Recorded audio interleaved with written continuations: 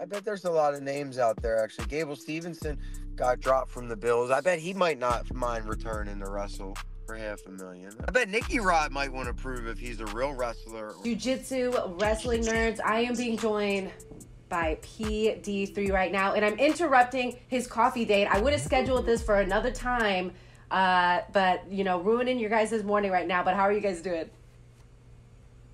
Nah, we're great. It's just me and baby here.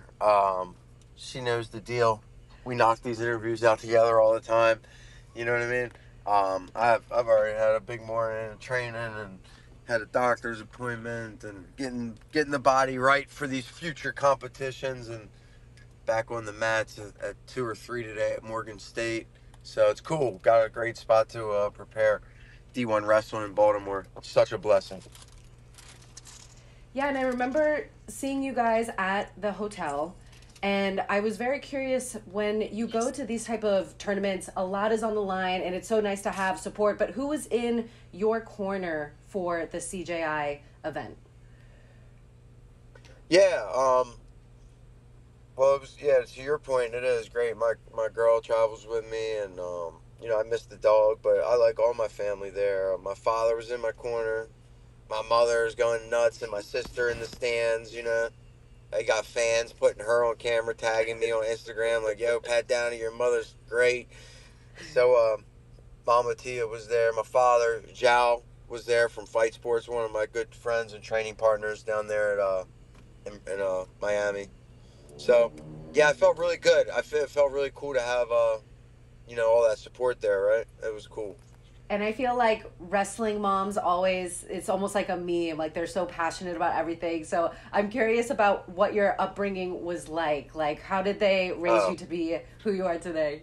You can only imagine, being from Northeast Baltimore, what Mama Tia was like in the stands of childhood. Kill him! Rip his head off! Squeeze his neck! Squeeze! Like, just yelling the most obscene things. Father's like, Tia, shut up! You can't say that shit out loud. Like, just, you know. And she's always the loudest one there, and she has no filter when, I'm her only son. So when I'm up to compete, she's wild. It definitely brings me. I've had it in multiple events where the cameraman's taking, looking at her, and like, it's just cool. It's cool to see how into it, passionate she is. I love that. She sounds very real, and I feel like you keep it really real as well. In our post-fight interview, I asked you if you were a little bit frustrated with the way Luke Rockhold was kind of handling your guys' first-round matchup, kind of acting silly, and he definitely had a highlight reel showcase against him. Is that one of your matches where you're most proud of? Like, I feel like you really cultivated a big fan base after that match. Yeah, definitely. I mean, I've had some pretty proud moments, but that's up there, right? I mean, I definitely increased my stock with that match. I've had a lot of opportunities through seminars, new competitions, different promotions reaching out, and CJI guys told me I'm guaranteed to be on the next one, so let's fucking go. That's hype, you know what I mean? Run it back next year, so I'm super lit about that.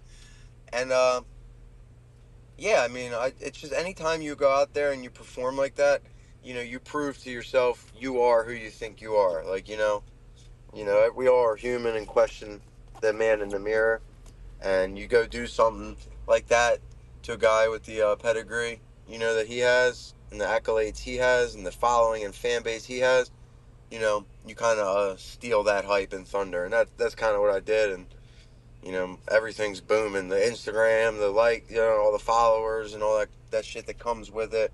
I'm just grateful and thankful that I'm back, healthy and in shape, and that's the type of performances I'm used to doing. So it's cool to feel like myself again, Yeah, and I feel like you didn't know what to expect with Luke, because he was talking a big game of like, oh, sitting on your butt is so such a jiu-jitsu thing. Jiu-jitsu has lost its manhood. But was it planned for you guys to double guard pull, or did that just happen? No.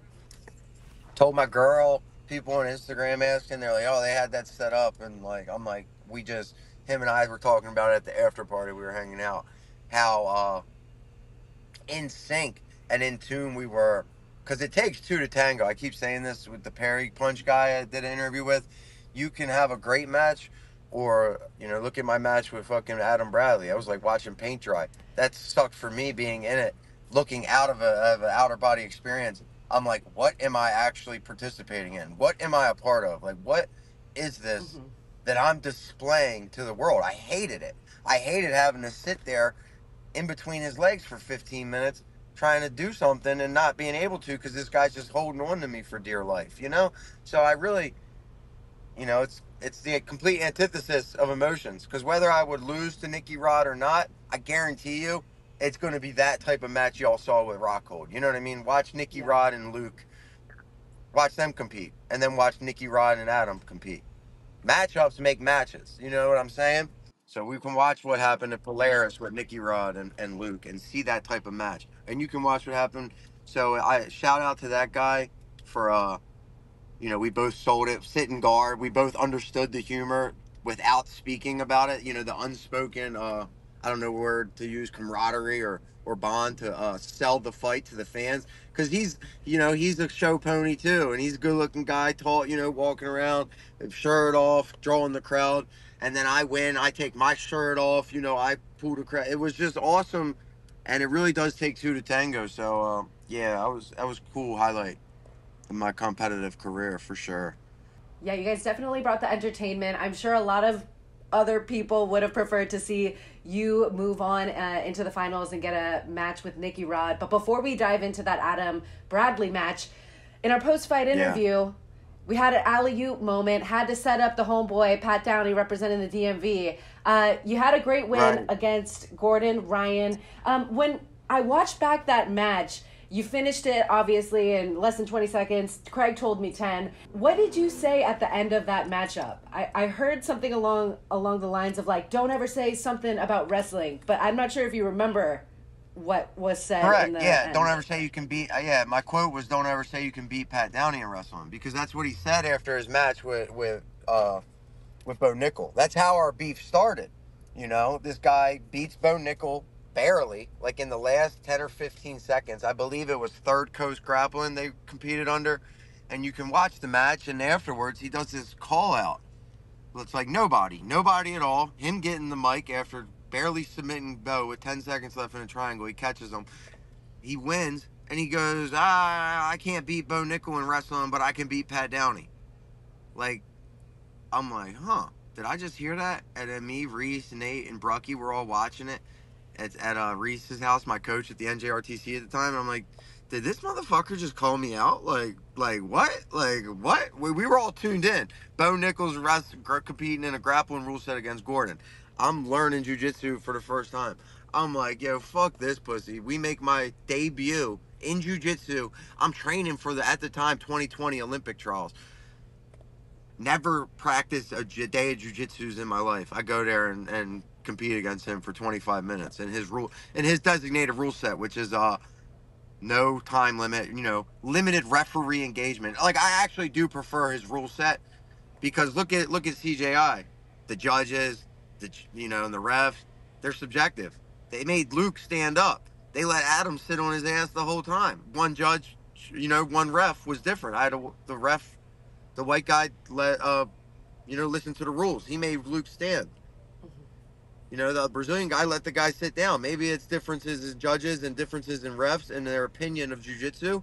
Regardless, Gordon's saying, hey, we're going to completely mitigate that by taking it away. That's gone. That's not an issue, because ref, you have limited interference. So that's a part of the rules, which I agree with. No time limit, I agree with. The shit's not over until a submission happens. Now that we don't need a judge. You know what I mean? I liked his terms, so I accepted, and then he wrestled me in freestyle, so he accepted. So kudos to him.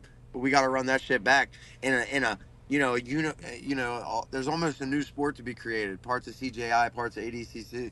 There's a bunch of these things that could put a better product out there. You know what I mean? To Yeah, get it's matches like definitely. Rutolo and Tackett. Yes, exactly. Like, that brought the heat. That put jiu-jitsu in a good name. And like you said, obviously the Adam Bradley fight wasn't exactly the most exciting. What was going on through your head in the second round when the referee told you that he would take a point away from you if you didn't do I was more. so confused. I was so confused. I'm like, how are you calling me for stalling? I wanted to start talking to him. Then I wanted to get up, and I'm mad I didn't just stand up and, like, walk around him. I guess I wasn't as comfortable with willing to stand up out of it because I didn't want to give up my legs. Maybe I didn't want him to invert. So maybe I was just comfortable there because in my training camp with Wagner and Gilbert and Cyborg, Achilles and all these other great Brazilians and Zhao and Roosevelt, like, we basically gauged our rounds. Like, if I took them down and held them down and didn't get swept or submitted, then that was basically my win. You know what I mean? That was doing really good for me. So maybe I was too defensive and I didn't give myself enough credit because I can definitely, get past the guard and do more stuff. But I guess I wasn't comfortable enough to risk opening myself up to submission. I thought that just controlling him and being on top and pressuring him like that and like trying to work and squeezing his head and chokes and stuff. I thought that that was me dominating and winning, not getting swept and submitted. So, I mean, I felt way more comfortable and safe in that match than I ever did felt threatened by the Luke Rockhold match, if that makes sense. Yeah, it was definitely a tough call. I know a lot of controversy and a lot of people came to you and were like, hey, we felt like you won that one. And then when we're looking at the finals between Cade All and the Levi. commentators, all the commentators, Mm-hmm. all of them, they messed like and Joe Flo, the judge. Once I fucking heard split decision, I was like, what?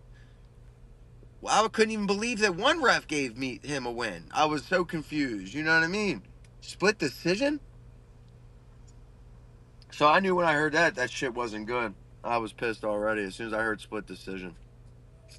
But here it is. I got the guy from Polaris hitting me up as we're doing an interview, setting up a match with Livesy in London on the 2nd. So let's see.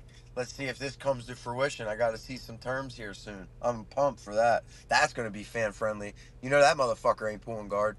Yes, that'll definitely be very exciting. I hope that happens for you. I know that a lot of your focus now is going to be towards the 2028 Olympics. So, is that your main goal right now, or are you still going to be like really incorporating yourself in as much jiu-jitsu as you can and staying active, Oh yeah, before no. the next CJI? Yeah.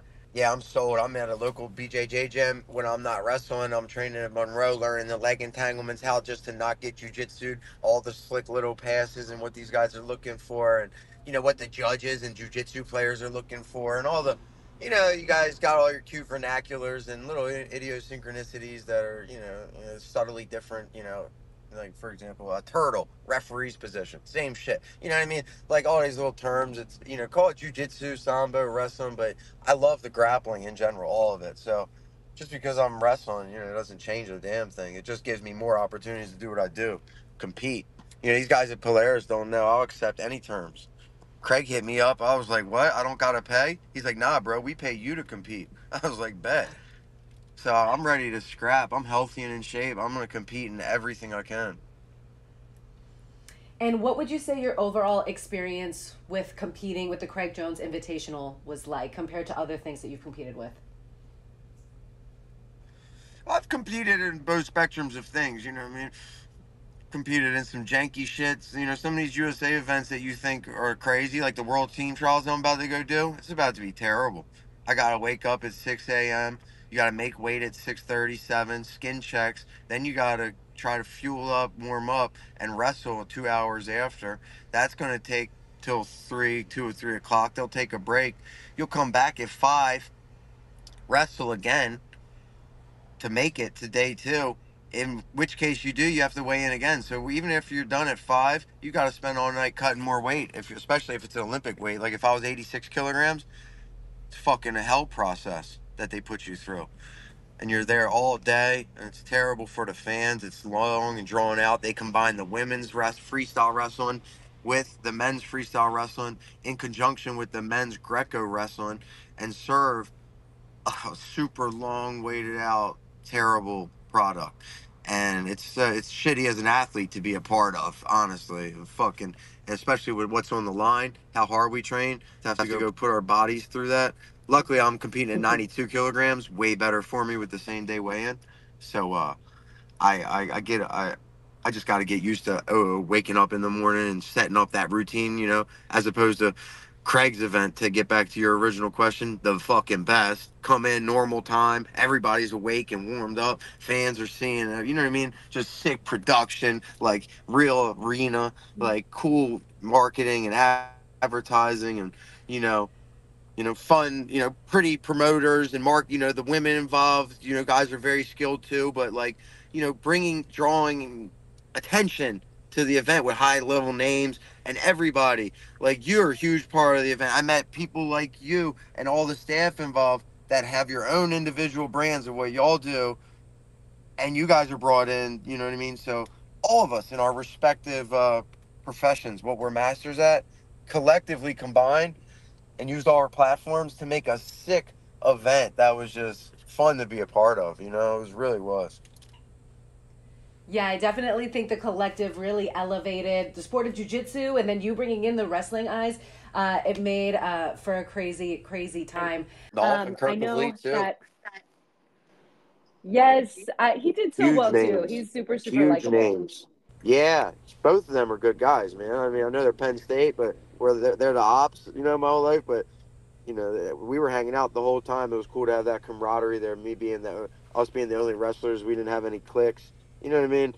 Even me, I only go out with a few people. My uncle Dave, my dad, Zhao was coming in and out. He's bouncing back from me and ADCC. So it was cool to be hanging with the wrestlers. So shout out to Nolf and Kirk of Lee, even though they didn't get what they came for either. And when you travel, I think I heard in another interview that you don't do like a manager or an agent coming with you. And when it comes to like your MMA career, there would be times where you're coming in with injuries, but you have to say the injuries happen inside the fight because you're only covered when it's injuries inside the fight. So can you tell what it's like being a professional athlete and that aspect of things?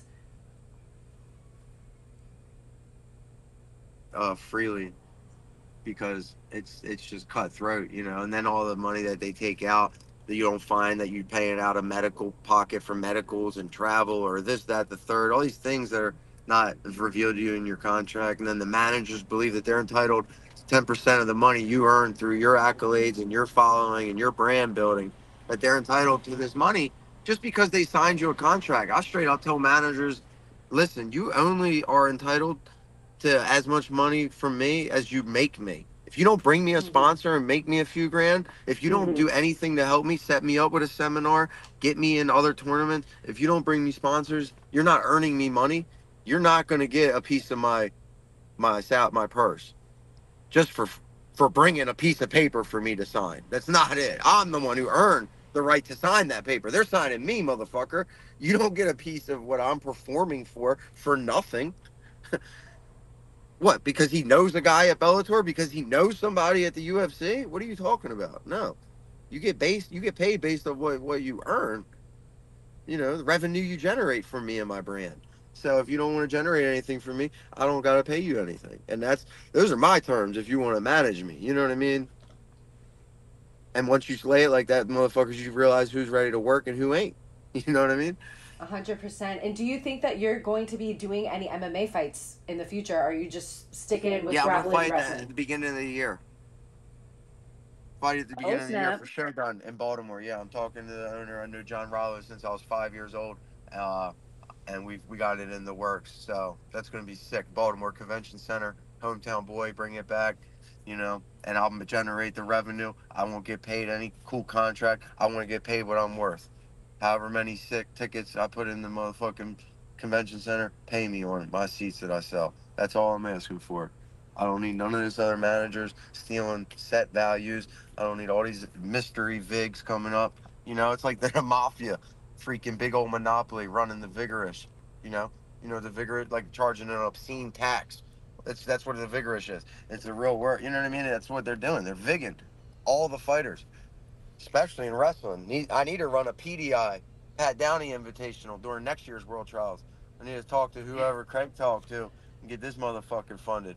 Maybe we'll do $1 million, but we'll split it: 500 at the -80, 500 at the +80, and we'll just take all the best qualified USA wrestling athletes for the trials and have them wrestle for $500,000 apiece. Because wrestling's not as big as jiu-jitsu, I don't think.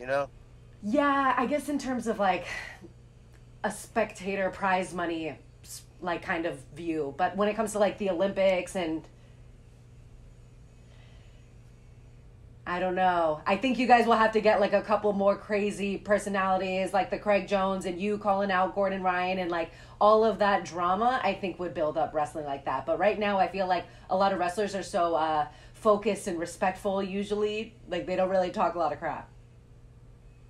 Except in the match.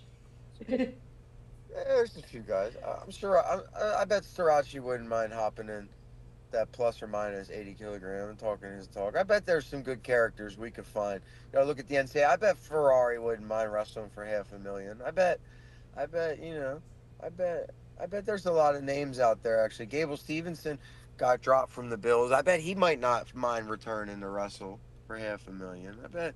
I bet Nicky Rod might want to prove if he's a real wrestler or not. I mean, if you know what I mean, if he's just a jiu-jitsu, can Nicky Rod really wrestle? I bet we could entice him with $500,000. Like to find out. So I think the Rutolos might like to show. I think there's a lot of jiu-jitsu players that might like to show the wrestling world that hey, it's not just wrestlers coming in infiltrating jiu-jitsu at the high level. You know, because wrestlers are doing that. We're competing at a high level. Whether you want to say we're defensive, stalling in guard, whatever terms you want to use, we're out here going 15, 25. I'll go all night long with that jiu-jitsu and Adam Bradley's guard. We'll see who dies. Let's go no time limit in the next match and see how long he wants to stay there. I'll cook that motherfucker there all night. He'll fry on bottom. I promise you. If he wants to play that game long term, it's not going to be good for him. So we have wrestlers going into jiu-jitsu high level, and even if they don't win, they survive and do really well and compete. Can jiu-jitsu players do the same? This is my challenge. Yeah, I like the Pat Downey, the promoter hat. I definitely think that you could put together something like that. You know, I sold that shit, didn't I? I sold that shit. Yeah, no, I'm a fan. All right, and my final question for you guys. Thank you so much for taking time out of your day to do this interview right now. I feel like we're on like a high momentum of CJI shit, so I want to keep it going. It was CJI versus ADCC. What do you think was the biggest takeaway from the biggest weekend in submission grappling, the two promotions going head to head? Well, yeah, I know. I mean, that's inadvertently what happened because of the protest and all, but at the end of the day, they were never really going head to head. It was all for the collective good of grappling. Everybody's looking at them as enemies and against, but it was all really together. All it did was cause a story within grappling that just it made the fucking sport explode. As if y'all weren't killing it with the rash guards and the presentation, you know, the two pizzas and the sponsors and the storylines and the individual building of each character and the marketing. They go and do this. It added to the sports storyline. So the collective whole, I hope people see that CJI and ADCC worked in unison together, and it was awesome for the sport. If you want to keep up with all the latest and greatest news that I'm covering, be sure to follow my socials at Alex WendlingX. I'm on Twitter/X. I'm on Instagram, and then of course my YouTube page. Make sure you subscribe here. Hit that notification bell so you don't miss any of the things that I'm covering in the future. If you enjoyed that interview, be sure to check out this one.